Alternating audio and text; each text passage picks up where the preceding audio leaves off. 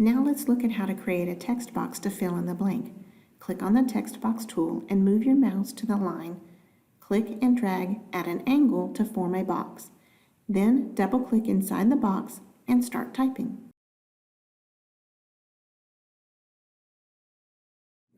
If you need to make the page larger, select the Zoom tool and choose 100% or more if needed. With the Line tool, you can also select a scribble option if you want to try writing the word. However, you have to select the Scribble tool for each letter.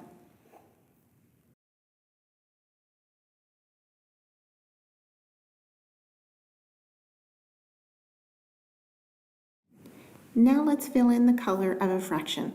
To do this, select the Shape tool and create a square similar to how we created the text box. Now that you have created the square, you will want to color it in by selecting the Paint bucket and choosing your color. Now copy and paste the box as many times as you need. You can use your arrow keys to move the boxes around.